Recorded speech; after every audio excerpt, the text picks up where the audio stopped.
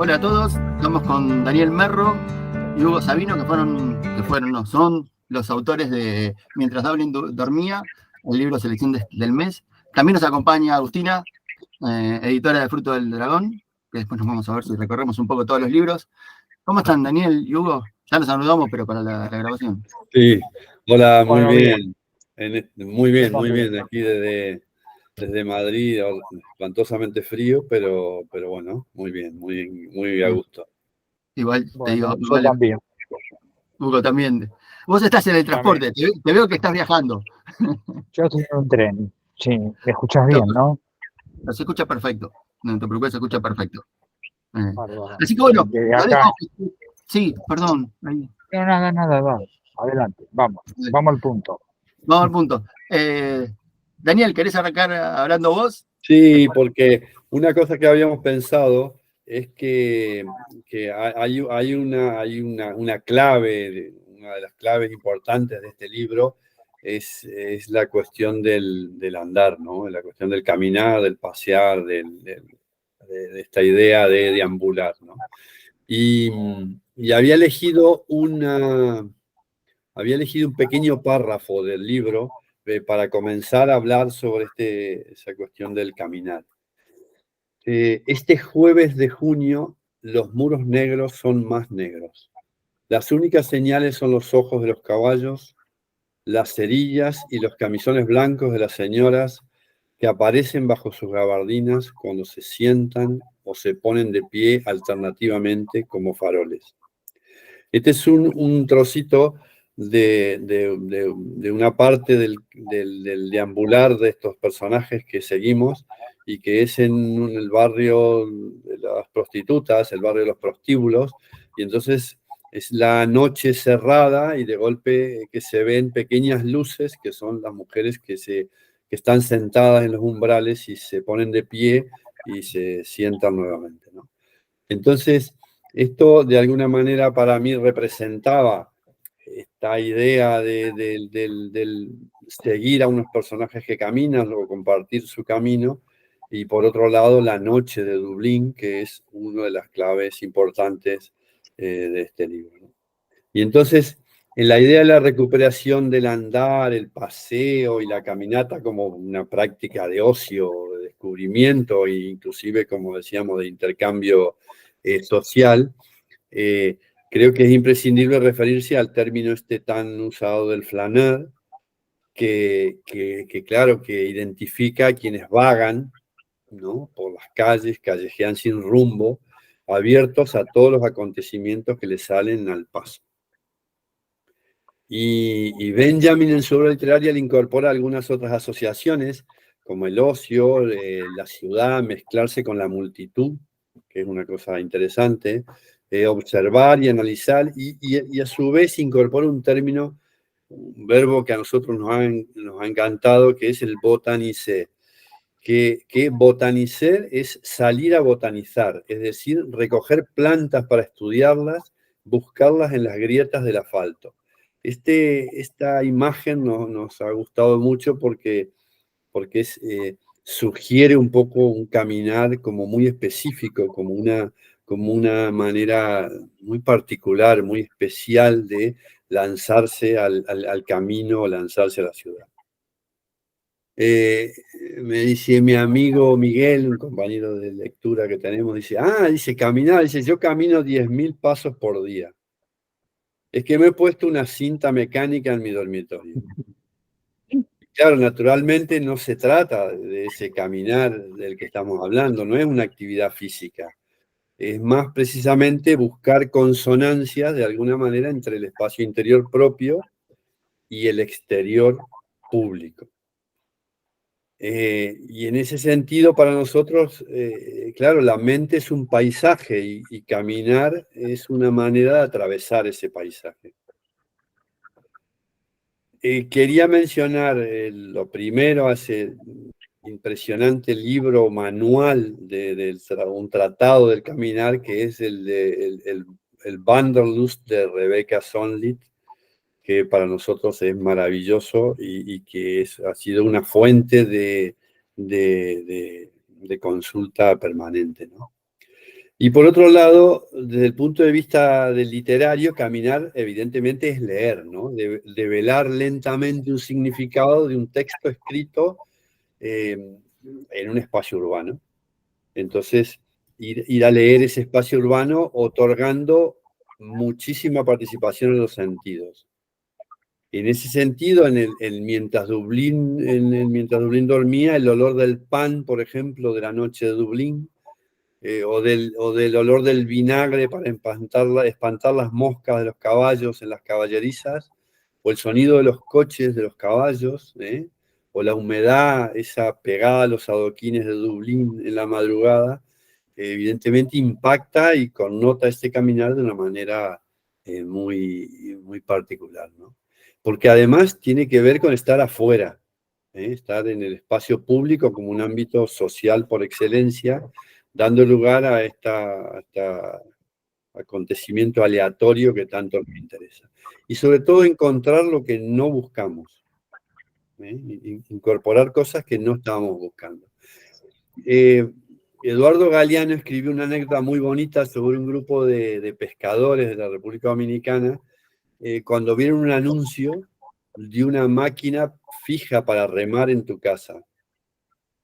Y dijeron, eso bajo techo, sin agua, sin peces, sin cielo y sin sol. Es que a nosotros nos encanta nuestro trabajo, excepto remar. Y dice, nos dijeron que esta máquina se usa para hacer gimnasia, pero ¿y eso qué es? Entonces, ahí queda como de alguna manera descrito de una manera muy, muy clara esta idea de que empezamos a mezclarnos en ese espacio urbano y nos empieza a impactar todas estas situaciones que hablábamos, ¿no? Y en ese sentido, otra actividad que se incorpora al caminar es la idea de perderse. Walter Benjamin hace una diferenciación entre no encontrar el camino y perderte en la ciudad. Lo primero carece de interés, es una banalidad, ¿no? Solo requiere un poco de ignorancia. Y mientras que lo segundo requiere una instrucción diferente. Uno se pierde en el bosque cuando empieza a transitar el arte de desviarse, ¿no? Y en el libro que estamos viendo, el libro de Dublín, surge la idea también de caminar de noche. Este es un tema muy interesante porque es cuando la ciudad se silencia. Aparecen lugares mágicos y sobre todo aparecen muchos fantasmas, ¿no? Fantasmas que Joyce los identifica claramente, ¿no? Dice Joyce, transitar un espacio conjetural en donde habitan esos fantasmas, que cruzan de incógnito esos lugares en donde pudieran haber vivido. Y es interesante ver aquí esa mirada hacia adentro, ¿no? Ese concepto que Joyce llamó el flujo de la conciencia y que en el Ulises se despliega absolutamente en los paseos de Bloom y Stephen. Por otro lado, me gustaría mencionar muy brevemente los matices que a esta actividad de caminar incorporan dos autores que para nosotros siempre han sido muy importantes en el grupo de lectura, en donde surgió esta idea de escribir un poco sobre esta parte, ¿no?, del libro. Y uno de ellos es George Perec, que señala la idea, incorpora la idea de apuntar, de anotar, ¿no? En determinado momento la necesidad de sentarse, observar y tomar nota. Desde un foco, ver la vida que pasa y anotarla. Desde su mirada esto significa registrar lo infraordinario, lo que ocurre cuando no ocurre nada, ¿no? Y esto lo vemos muy claro en una obra muy bonita de él que se llama Tentativa de agotamiento de un lugar parisino, que es un libro muy pequeñito y que realmente incorpora esta idea del caminar y de transitar la ciudad con esta incorporación de ir apuntando o anotando. Y por otro lado quería mencionar a Patrick Modiano, que para nosotros también ha sido muy importante en el taller, porque hemos leído mucho de él. Y Modiano convoca a la ciudad como un personaje clave, a eso nos ha interesado, ¿no? En sus novelas se entrelaza un poco el espacio y el tiempo y consigue superponer estratos, ¿no? Estas distintas versiones históricas, por ejemplo, de París, en el mismo relato. La ocupación, en los 60, el mundo contemporáneo, todo está como hecho un palincesto y él transita por encima, ¿no? Eso está muy claro en su libro En el café de la juventud perdida, que tanto nos ha gustado. De esta manera, un poco queríamos presentar así a grandes rasgos y de una manera muy sintética lo que para nosotros significó el transitar en esta noche de Dublín o retransitar del 1904 al 2015 estos lugares de esta ciudad. Ahí me resignificaste un poco a Modiano. Me Sí, acuerdo de ese libro. Y claro, transcurre mucho en la calle, mucho en el caminar. Y como me diste ganas de volver. Contame un poco cómo es ese grupo de lecturas. Ahora después pasamos a Hugo. Pero sí. que sale Lena Benjamin, Modiano, Perec.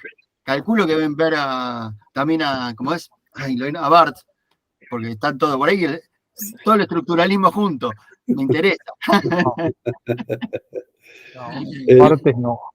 el, el, No. el grupo de lectura, que es un grupo absolutamente extraño porque lleva 15 años, las mismas 5 personas, esta experiencia ha marcado de alguna manera un punto interesante porque es cuando un libro nace desde la lectura, ¿no?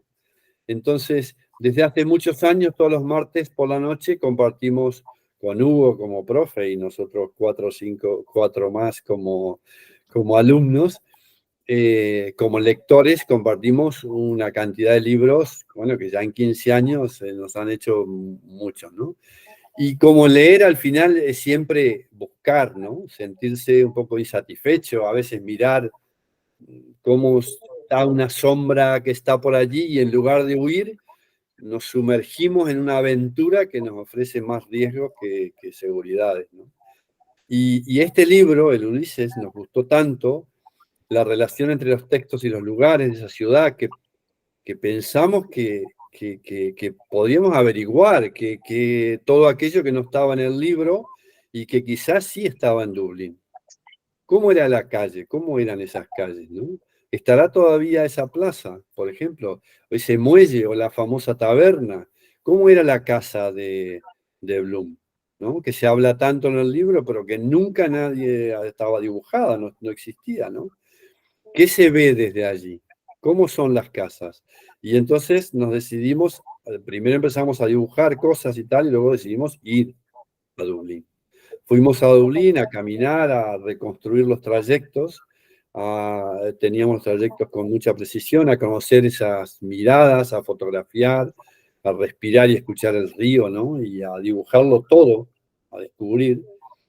Y de alguna manera empezamos como a reescribir esa etapa, a escuchar otras cosas, a ver esos fantasmas que hablaba recién, ¿no? ¿Podrías haber hecho los dibujos sin haber ido? Creo que no. Creo que no porque Dublín te podés imaginar muchas cosas, pero realmente esos lugares realmente no. Actualmente se puede casi transitar, ¿no? Con programas informáticos por esa ciudad, pero para nada se puede, o para nada podés captar esos lugares a la noche y esos olores y todos los sentidos sin haber ido. Sin ¿Te lugar a dudas. resignificó el Ulises una vez que recorriste esas calles? Desde luego, ¿no? Yo siempre dije o siempre digo que yo fui a Dublín como turista y empecé a caminar los trayectos de Stephen y de Bloom y empecé a escuchar cosas nuevas, ¿no? y finalmente escuché todo esto, viví todo ese trayecto y casi que me volví creyendo que yo era también de allí, ¿no? Realmente fue un impacto muy grande la ciudad, cuando en realidad la ciudad en sí, desde un punto de vista casi te diría turístico, pues no tiene mucha particularidad, pero, pero pensando en el trayecto y encontrando estas señales, realmente se convierte en una ciudad maravillosa. Quizás es más para Hugo, pero... Y ahora, Hugo, ya te dejo hablar a vos. Quería saber si a partir de dublineses, para dibujar, se inspiraron capaz que en Stephen Hero, en dublineses, en otras lecturas de Joyce. ¿Hugo? No escucha. Me estás preguntando, no, escucho bien. Me estás Sí. preguntando a mí. Sí. Sí, a cualquiera de los dos. Bueno, Daniel dibujó, escribió también. Yo escribí nada más. Okay. O sea que los dibujos son de Daniel, quede claro eso. Y bueno, sí, yo que sé, yo leo a Joyce de hace muchos años. Entonces, digamos, todos los personajes.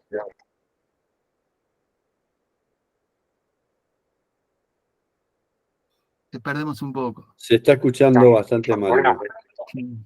Stephen y Bloom fundamentalmente. Y aparte, volviendo a casa. Un poco cortado, Hugo. Sí. ¿Me estás escuchando? Ahora, ahí parece que se está escuchando mejor. Bueno, estaba porque creo que pasó. Ok, justo. Mal timing mío. Me tenés que avisar. Tenía que haber hecho mejor el timing, no de otro momento. Sí. No, te decía que nosotros tomamos a los personajes volviendo a casa. O sea que ese fue el espíritu del libro, ¿no? Tomar a los dos personajes, a Stephen y a Bloom. Daniel habló de caminar y quedamos un poco que él hablaba esto que acaba de decir, yo me ocupaba de dos personajes. Así que rápidamente para darle entrada a los lectores, tanto Bloom como Stephen son dos equilibristas, ¿no? Dos funámbulos, dos tipos que de alguna manera están en equilibrio en el mundo, digamos, se están por caer y todo el tiempo se rescatan. Son dos clandestinos, ¿no? Y los dos, en mi opinión, tienen una característica fundamental, que son dos lectores. Stephen es un erudito, tipo que a los 22 años ya tiene a Santo Tomás de Aquino, bueno, en fin, tiene todo, no vamos a hacer el número de los libros que leyó, y Bloom a su manera es un lector. Si querés, es un placer. No, para que los lectores intervengan. Y Bloom es un lector de folletos, de diario fundamentalmente, y lector de folletos. Es un lector distinto, digamos, ¿no? Pero a los dos los une algo fundamental para mí. La lectura en un punto y después los une la conversación, ¿no? Porque ellos pertenecen a una época donde la conversación no existía. Dos tipos se sientan en una cocina con una taza de té y hablan, ¿no? Que es el último capítulo del Ulises, el 17, el anteúltimo, bueno, que es una obra maestra, una especie de catecismo, incontable, por supuesto. Pero entonces, yo creo que ese contrapunto se mantiene sobre el final del libro. Y yo creo que tanto Daniel como nosotros tratamos de captar ese contrapunto que está en juego. Y en un vértice está Molly que duerme, ¿no? La agarramos dormida, Molly, porque el libro la agarra dormida, obviamente. Molly, más que dormida, se está durmiendo Molly. En realidad no está dormida. Molly va bajando.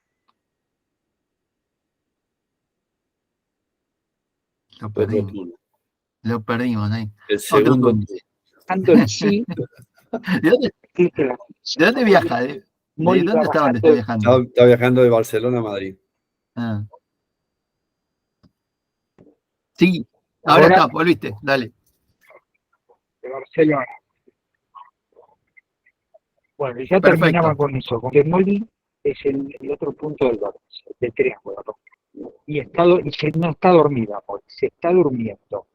Eso es un detalle muy interesante. Y Daniel creo que la capta bien en ese dibujo impresionante que hace, que es el último, que está ahí con el agua, bueno, que como era Molly, hay que leerle el mono.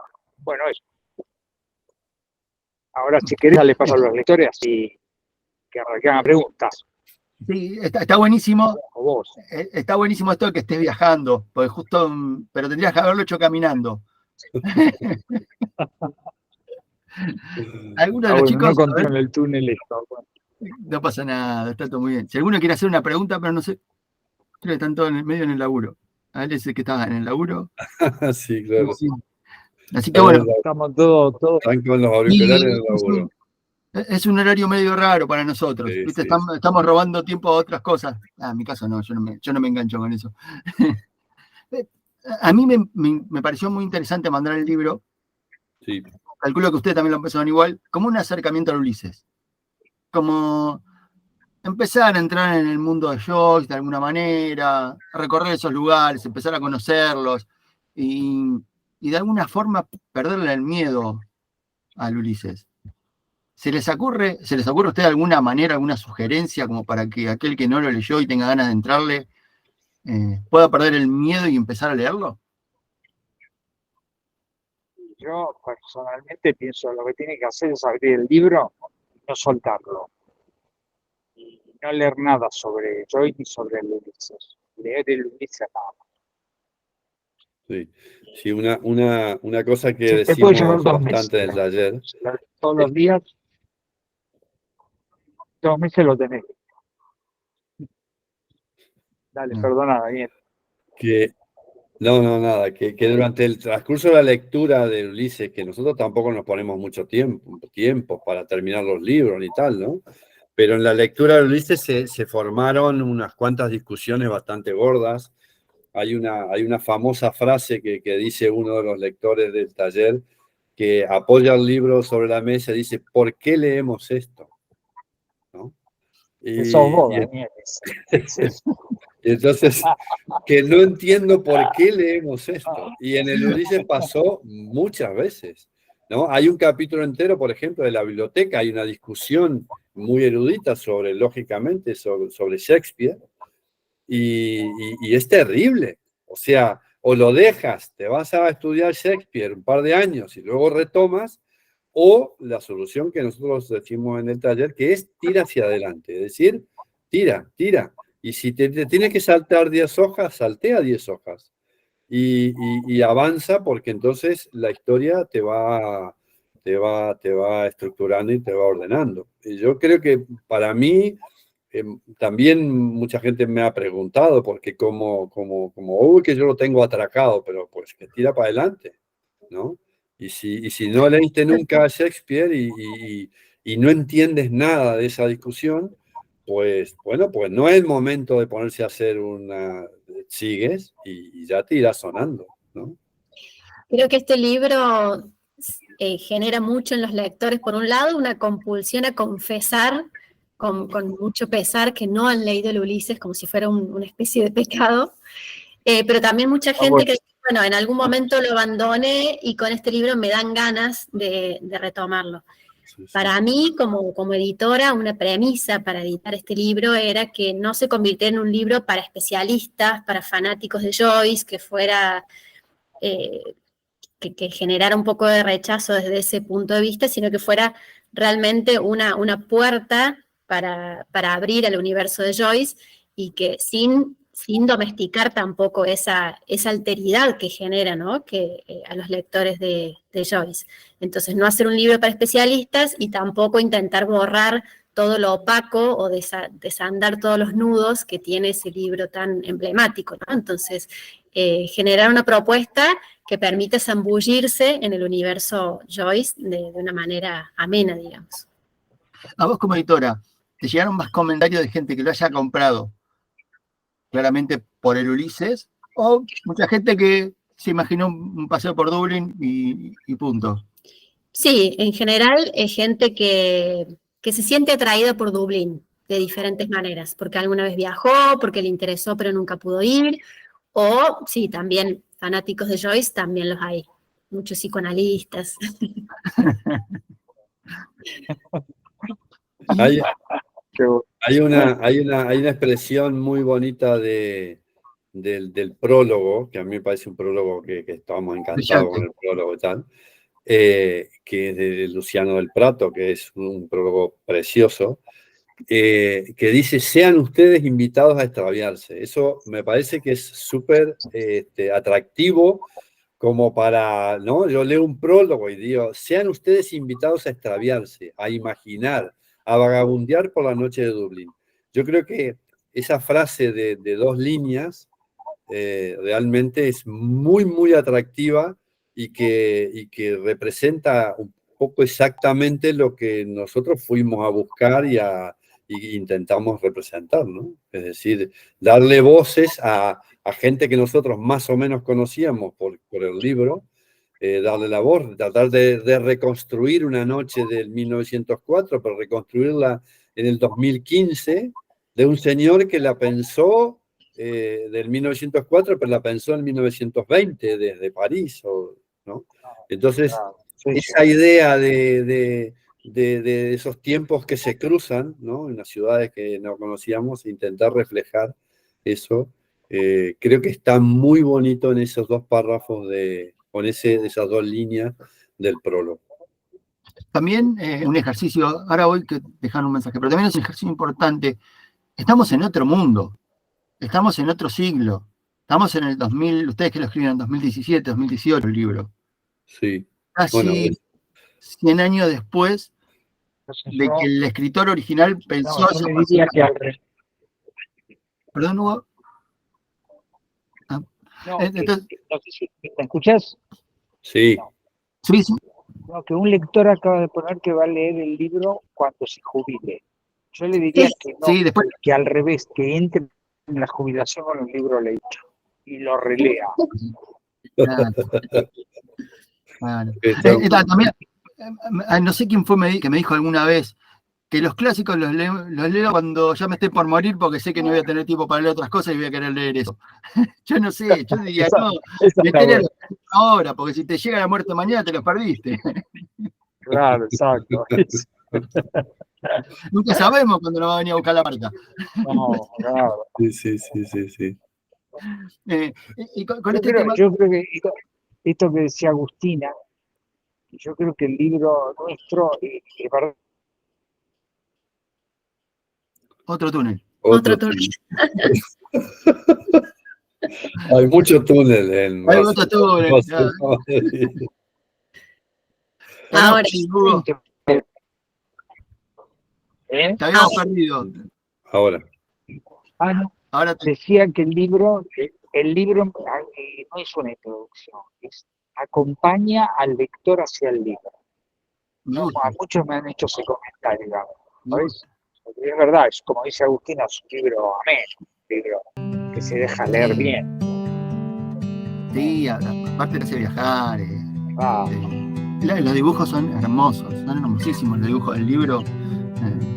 Que bueno, ya más o menos nos contó cómo se llegaron a esos dibujos, pero la belleza. Sí, hay una cosa que también a veces me preguntan, que es cómo hacer para ver el espacio urbano de noche, ¿no?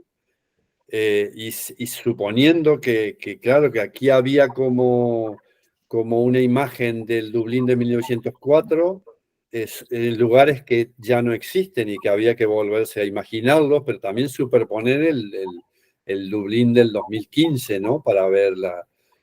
Y eso de noche. Y entonces eso tenía una dificultad, porque claro, de noche tenés mucho menos perspectiva, no tenés vista, no tenés absolutamente nada. Y entonces una cosa que me gustó es que en la mayoría de los casos dibujé de día, ¿no? Entonces yo me imaginaba un poco, y eso porque hacía una referencia que me encantaba, que es La Noche Americana de Truffaut, que hace la idea de que hacen la noche, pero filmando de día. Y entonces, en realidad, los dibujos están hechos de día y luego anochecidos, o como oscurecidos. Y eso me parece bonito porque como iba apagando, iban quedando algunas cosas y muchísimas cosas se perdieron, ¿no? Hay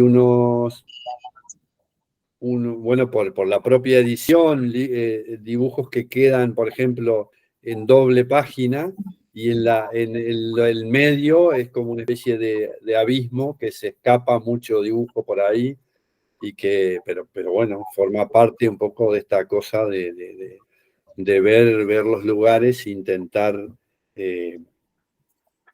¿no? Intentar representarlos. Dice Luciano también en el prólogo una cosa que dice, en este mapa las cosas son dobles, ¿no? Son lugares reales y ficticios simultáneamente. Esa idea de que las cosas tenían que aparecer actuales, porque hay muchas cosas que en el caminar me Está impresionaron bueno. mucho, ¿no? Como las imágenes de los porteros, pero claro, pero también quería representar lo que ellos veían, ¿no? El barrio del Montó, de las prostitutas, o el Liberty, el barrio de los mercados, esas cosas que me quería también mostrar cómo lo verían ellos caminando por allí.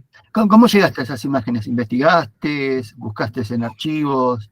No, la realidad es que primero definí muy precisamente el recorrido. El recorrido es como es un solo capítulo, las calles están absolutamente perfectas, no hay ninguna posibilidad de equivocarse, ninguna parte, ¿no? Y entonces hice ese recorrido de ida y vuelta un par de veces fotografiando.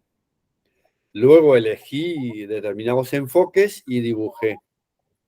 Luego releí la parte esta para tratar de encontrar determinados lugares y imaginé lugares a partir de imágenes antiguas, por ejemplo, el mercado del Liberty, ¿no? Son a partir de imágenes antiguas, conozco la calle, sé la perspectiva, sé cómo es y todo lo demás, y ya incorporo cosas antiguas, pero es siempre esta idea de ir superponiendo distintas cosas, pero las imágenes están, y en Dublín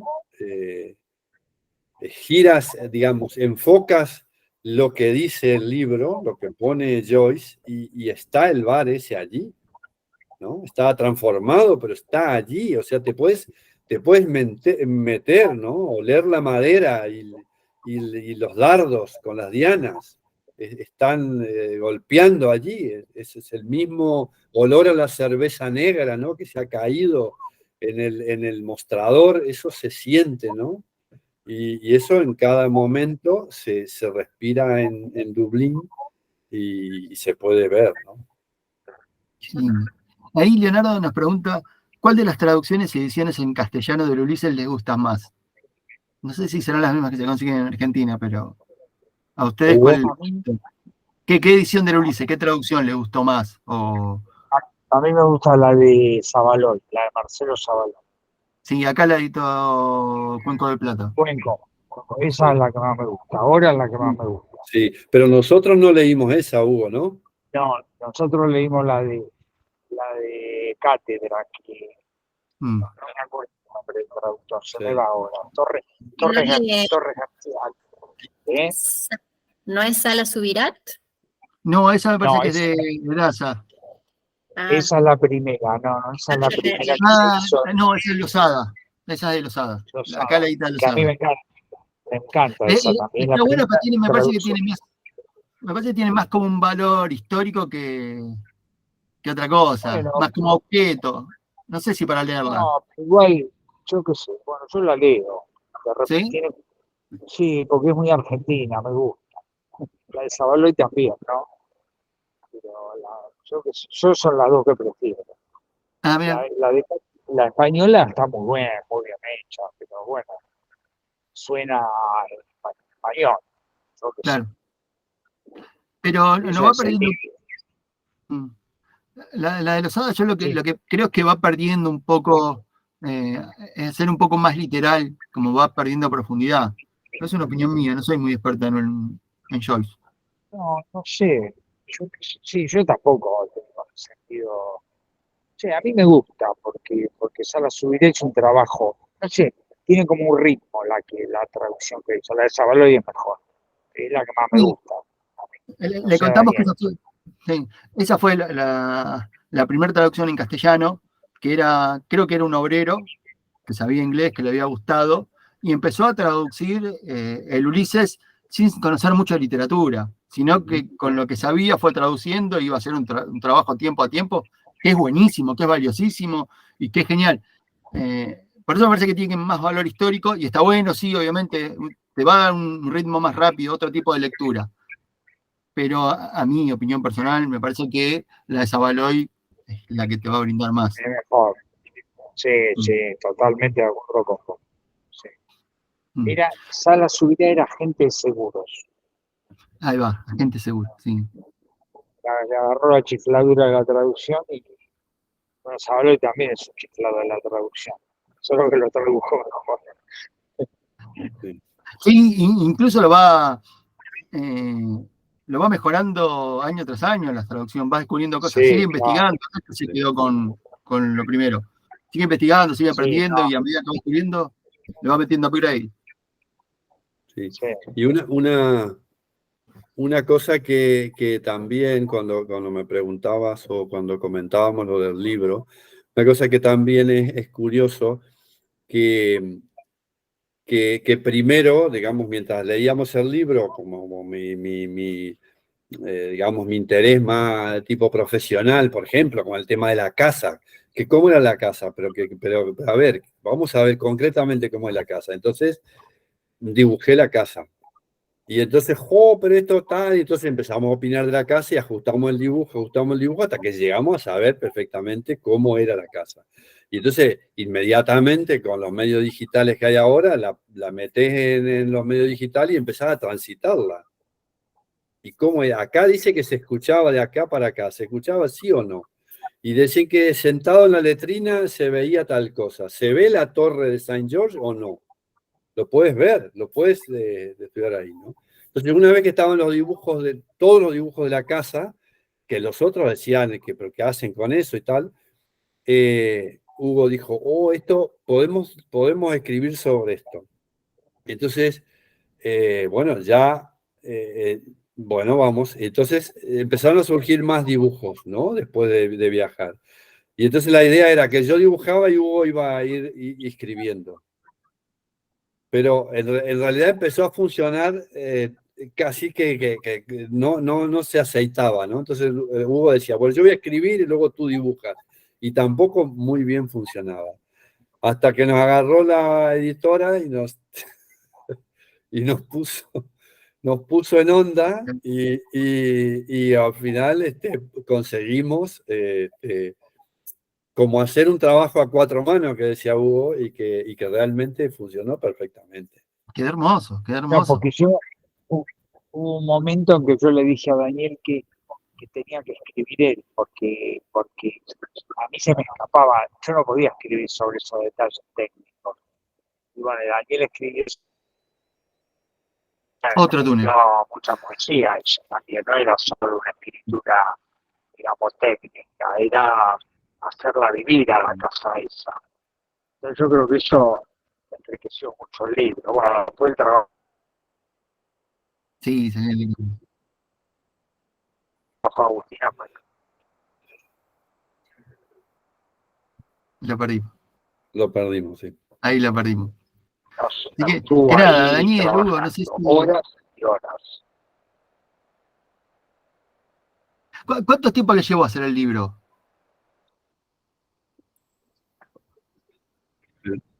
Sí, yo creo que han sido 2 años, años, Daniel. porque cuando crees que está todo bien y que tenemos todo, no tenés nada.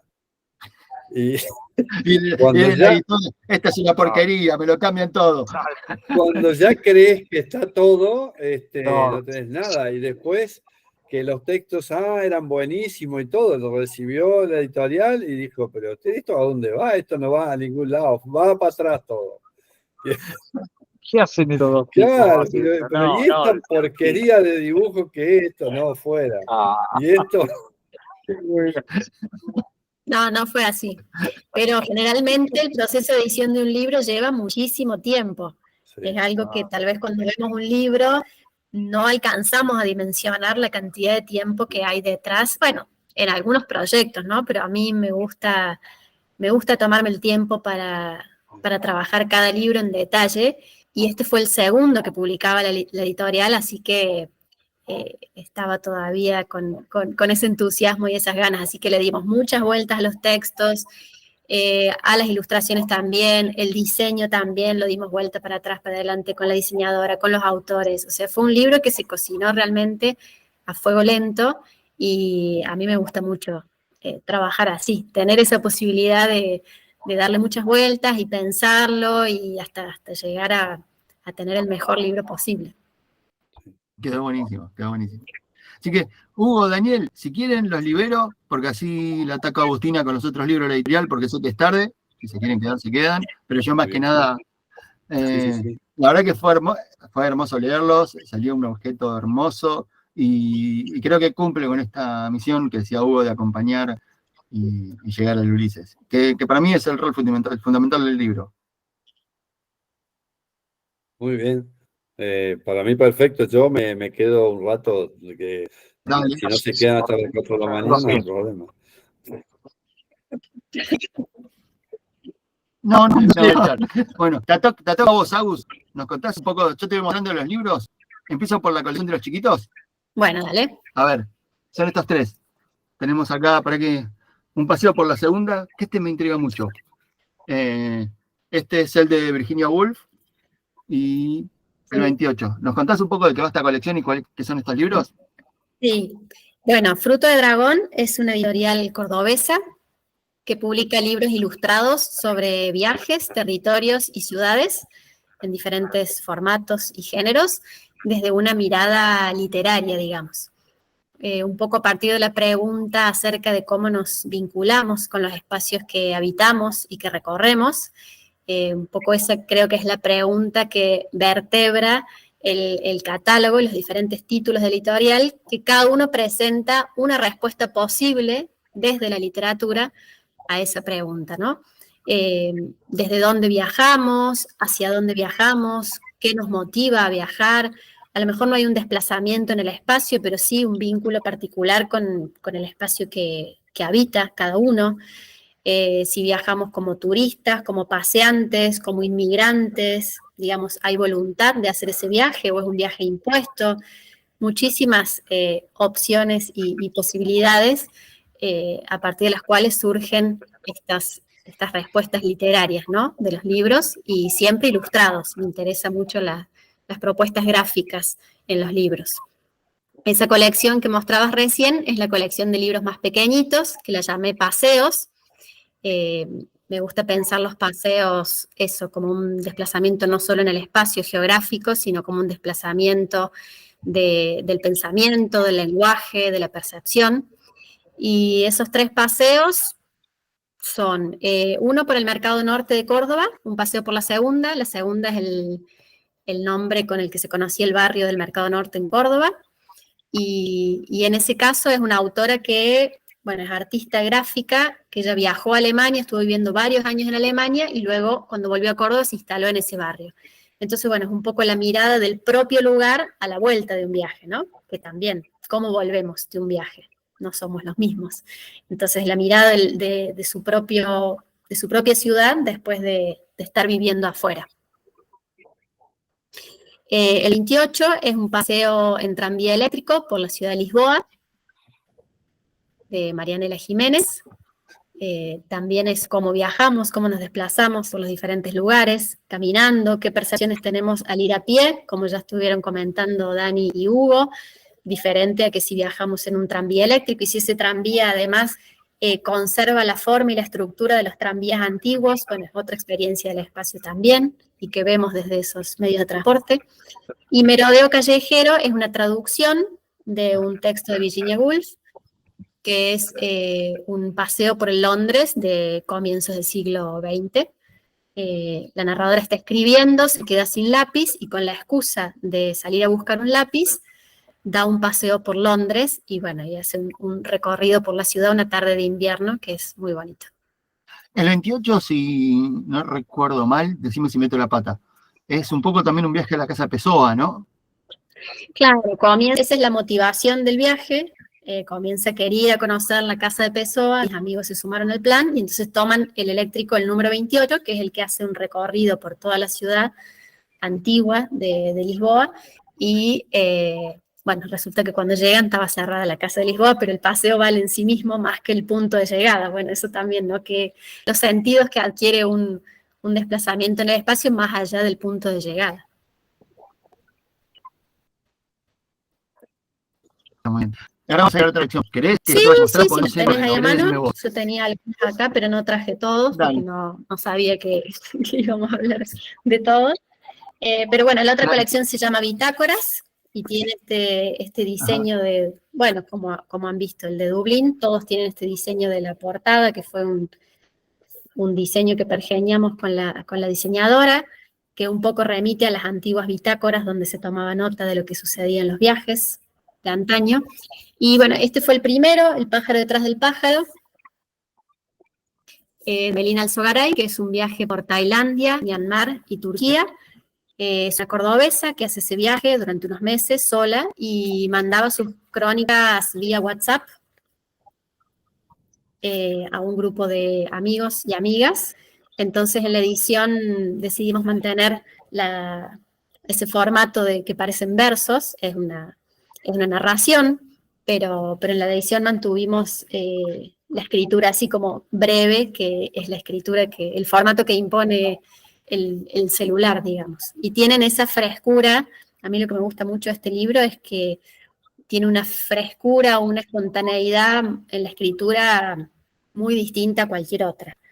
Digamos, entre la cordobesa que viaja al sudeste asiático y manda sus mensajes vía WhatsApp y los flaner de Dublín de comienzo de siglo, bueno, hay como un abanico muy grande de propuestas y me gusta que el editorial tenga esa diversidad dentro de una temática que es acotada, pero que abre múltiples posibilidades y estilos de escritura también distintos.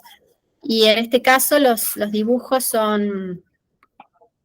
Ella cuando llegó a Tailandia, en una casa de libros usados, se compró un libro escrito en tailandés y lo usó como cuaderno de dibujo. Así que ahí están.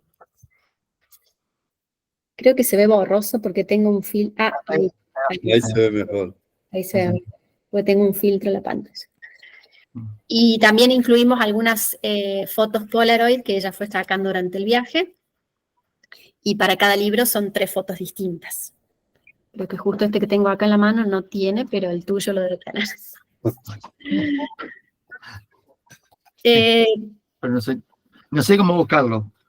Si hojeas el libro vas a encontrar unas fotitos sueltas, intercaladas en medio. Esas tipo de fotos. Que un poco replican las fotos Polaroid que ella iba sacando en el viaje. Ah, bien. Bueno, después está Verde Tortuga Oscura de Marianela Jiménez, que es la autora del 28, que es un viaje, es la mirada de la ciudad europea, Madrid en este caso, desde la experiencia de una inmigrante cordobesa sin papeles. Entonces, bueno, es otro tipo de experiencia del espacio, ¿no? Totalmente condicionada por esa situación de ilegalidad. Y bueno, un poco narra las peripecias y las complejidades de hacerse un lugar en un país extranjero bajo esa condición, ¿no? Las dificultades para encontrar casa, para poder alquilar, para encontrar trabajo. También vemos eso, ¿no? Como es lo mismo perderse en un espacio como turista que perderse como inmigrante, o sea, cuáles son los miedos que aparecen de circular por ciertos espacios y cuáles no, la relación entre poder y espacio que hay también en la inmigración. Todos podemos atravesar fronteras, algunos sí, otros no, de qué manera, por cuánto tiempo. Bueno, todo eso está un poco ahí puesto en palabras. Es una novela. Bien. Bueno, no me voy a detener en todos, porque va a ser mucho. No, Pero está Tolvanera. no. ¿Querés que te voy mostrando yo? Sí, Repasa. mínimamente Tolvanera, que es un viaje al desierto de Atacama, está escrito en cartas de Laura Forchetti, que es una poeta de Buenos Aires. Este es su primer libro de narrativa, y en ese caso, para las ilustraciones, teníamos fotografías que ella había sacado en el viaje, y decidimos pasárselas a un artista visual, que es Juan Lima, que me gusta mucho, su trabajo, que es bastante disruptivo, y le dijimos que hiciera algo con esas fotos, y él trabajó a nivel digital las fotos con texturas y capas y Sí, diferentes está haciendo un poco, creo que ese trabajo. Sí, sí, tramas, sí. y bueno, y así que eso le dio también toda otra dimensión, porque creo que logró captar un poco el clima del desierto de Atacama, que es tan misterioso y tan potente al mismo tiempo. Ese libro es muy hermoso. Mira, a mí me llama mucho la atención este libro, que creo que es la única traducción que tenés. Sí, bueno, y el de Merodeo Callejero también es una traducción. Ok.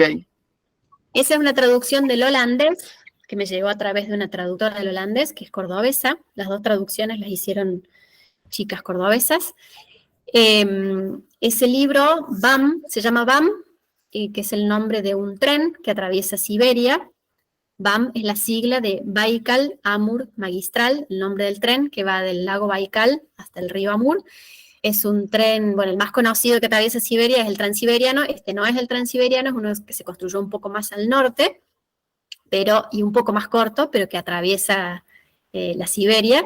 Y bueno, son 3 amigos holandeses, uno periodista, un artista plástico y un fotógrafo. Y bueno, y el libro es un poco el resultado de esa experiencia de viaje, desde la mirada desde esos tres lenguajes, digamos, porque hay retratos que fue haciendo el artista plástico de los personajes que se cruzaban en el tren, fotografías preciosas, y el texto que fue escribiendo el periodista. Bien. ¿El de Liliana Villanueva? Liliana Villanueva, bueno, es una escritora muy conocida de Buenos Aires, muy conocida por sus crónicas de viajes. Es una escritora que se ha especializado en la escritura de crónicas de viajes, y además ha estudiado mucho del tema. Y en este caso, en El Mar Nunca Se Acaba, reunimos diferentes crónicas de ciudades por las que ella estuvo de paso, a veces viviendo un poco más, a veces como reportera, como periodista, y otras veces simplemente de paseo. Irán, Armenia, Montevideo, Varsovia, Venecia, Staufen, una ciudad en Alemania, Follán, en China, y el Río de la Plata. Bien. Y ahora el más nuevito. Mapas y cicatrices. Y el más nuevito, Mapas y Cicatrices, que también reúne diferentes textos.